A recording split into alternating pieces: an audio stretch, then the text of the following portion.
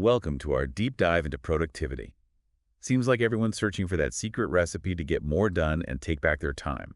You sent in a ton of articles and notes, so clearly this is something you're grappling with. Let's unpack it all with an expert who can guide us.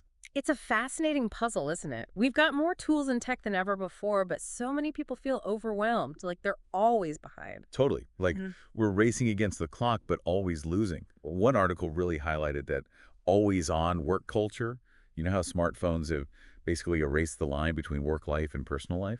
And that expectation of being reachable 24/7, it's relentless. No wonder so many of us are feeling burned out. The research is kind of scary so. People with smartphones are working something like 70 hours a week on average. And get this, in the US, people spend over 6 hours every day checking email. Many even before getting out of bed. It's like an epidemic of busyness. We're constantly glued to our devices, always looking for that next productivity hack to squeeze in a few more minutes of work. Makes you wonder though, is this really living? Are we sacrificing well-being at the altar of efficiency? It forces us to ask, what does success even mean? Many of us are chasing this vague idea of more money, possessions, accomplishments, but we don't stop to think about what actually brings fulfillment. You mentioned a coaching client, Roy, who really embodies this struggle, working insane hours, but feeling like a failure. Roy's story is a cautionary tale. The harder he pushed, the worse the burnout got. It's a good reminder that we're not machines designed for constant output. We're human beings. We need time to recharge and connect, Exactly. We have to prioritize activities that replenish our energy because it ebbs and flows. like tending a garden. Can't expect a big harvest if you neglect the soil and never give it time to rest and recover. Perfect analogy. So let's dive into 5 essential practices that help us recharge: sleep, diet, movement, connection, and play. Starting with the foundation, sleep. Studies show that Americans are seriously sleep deprived most, getting less than the recommended 8 hours a night.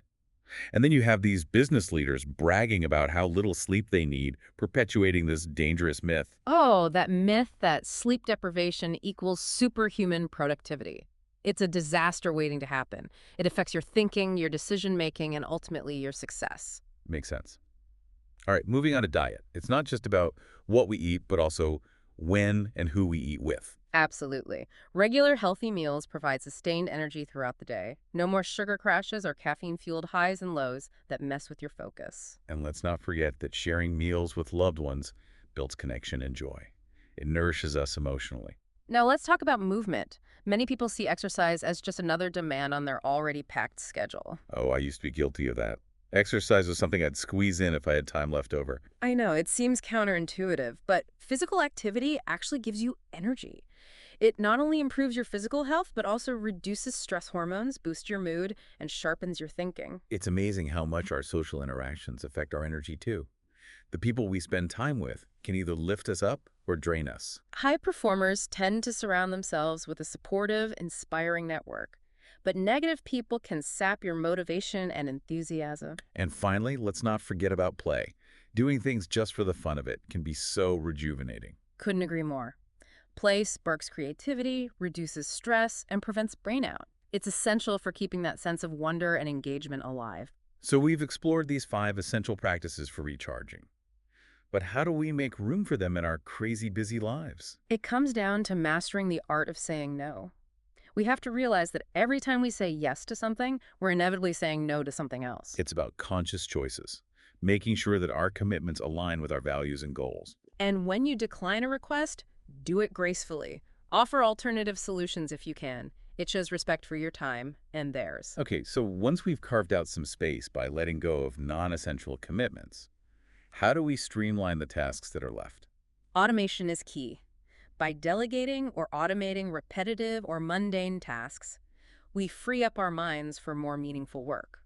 There are so many different ways we can use automation in our work. Let's break it down into 4 main categories: self-automation, template automation, process automation, and tech automation. So self-automation, that's all about building routines and rituals for everyday tasks, right? Like creating a personalized autopilot system. Exactly. Think about your morning routine, how you wind down in the evening, or even the steps you take to start and end your workday. By making these things automatic, you free up mental energy and reduce decision fatigue.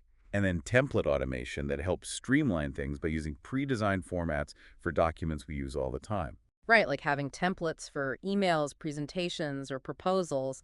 You don't have to reinvent the wheel every time, which saves a ton of time. Makes sense. What about process automation? Process automation is about writing down the steps for those tasks you do over and over again. Then you can easily delegate or outsource them. So it keeps things consistent, minimizes errors, and frees you up to work on higher level things. Precisely. And finally, we have tech automation, which uses software and digital tools to handle things like filtering emails, scheduling appointments, and managing social media. It's like having a virtual assistant, taking care of all those little things so you can focus on the work that requires your unique skills. Couldn't have said it better. Now let's shift gears and talk about the core of productivity-focused work. Being able to concentrate on one task at a time without distractions is absolutely crucial. I've heard a lot about this concept of mega batching. Is it really a game changer for productivity? It can be. Mega batching is all about grouping similar tasks together and tackling them in one big chunk of uninterrupted time.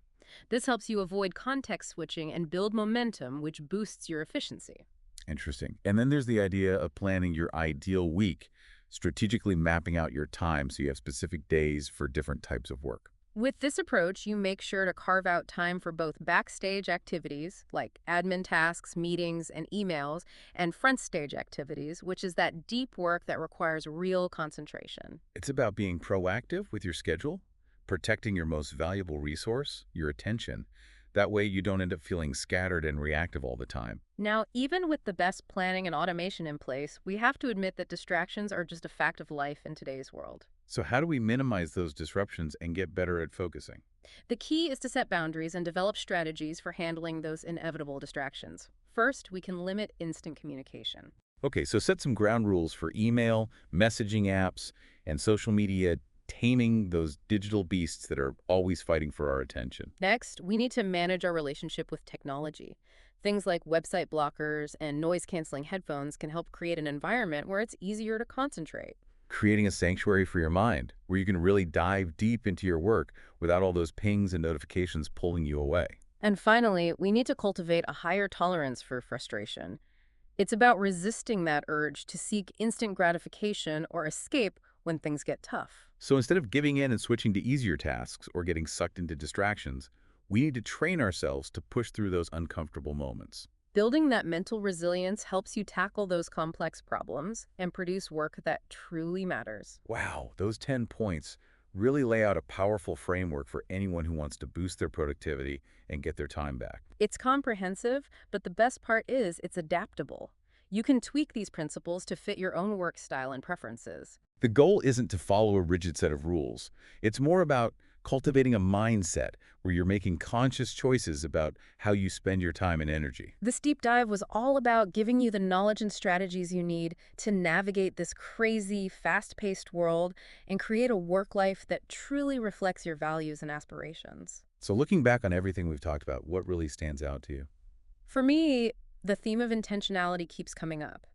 True productivity comes from being aware of your goals and making a deliberate effort to make your actions match those goals. It's about shifting from being reactive to being proactive, shaping your days instead of letting them shape you. The power of saying no is huge too. It's an act of self-preservation, protecting your time and energy for the things that truly matter. We often underestimate the impact of all those little yeses, those seemingly small commitments that end up eating away at our ability to do focused work and pursue meaningful things. It's important to remember that every yes is a trade-off. By choosing what to decline, we make space for what we really value. This journey toward better productivity is never really over, is it? It's a constant process of experimenting and refining. Absolutely. Embrace that. Try different strategies, see what works best for you, and keep adjusting as you go. It's not about reaching some mythical state of perfect productivity.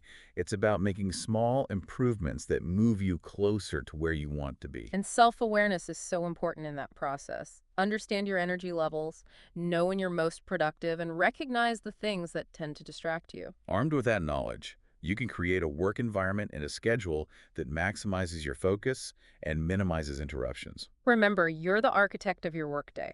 You have the power to design it in a way that supports your goals and takes care of your well-being. This has been such an insightful exploration of productivity, really breaking down the principles and giving us practical tools to put those principles into action. We hope this deep dive has been valuable and empowering for you. As we wrap up, I want to leave you with this thought. What's one small action you can take today to reclaim just 10 minutes of your time and use it for something that nourishes your soul or moves you closer to your goals? Maybe it's turning off notifications for an hour, going for a mindful walk in nature, or doing something creative that brings you joy. Remember, even the smallest steps, if you take them consistently, can lead to amazing transformations. Thanks for joining us on this deep dive into the world of productivity. Until next time, stay curious, stay focused, and keep diving deep.